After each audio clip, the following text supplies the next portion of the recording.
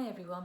As far back as I can remember, I've always wanted to help people feel better using a natural approach to treatment. At the same time, understanding how the human body works and how it can be guided to heal had always fascinated me. Over the last 20 years, I have continued to be amazed by the human body through treating patients and my own personal journey to improving my health. Today I'd like to share a story with you about a patient I worked with. It was a weekday morning and I was working in the clinic seeing my patients who were coming through for outpatient physical therapy. I read through the notes of my next patient, who I was going to be seeing for the first time. I noticed that prior to her becoming a patient at this clinic, she had already been seen by several doctors and therapists for the same problem that had been ongoing for almost a year. She was coming in for shoulder pain, and it specifically said no hands-on treatment due to previous bad experiences before starting here. So she came into the treatment area somewhat hostile and rude.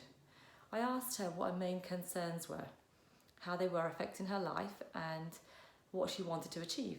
She was blunt and she just said that she wanted the pain to go away and be able to use her arm properly. I then questioned her further.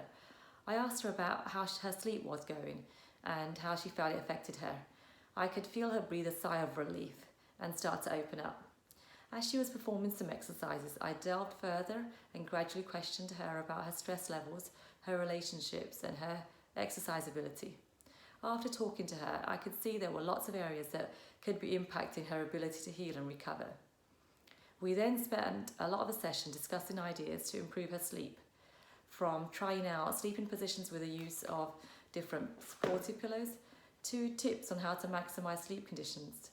We talked about ways to work on relaxation and her stress levels and options for her to exercise despite the limiting pain.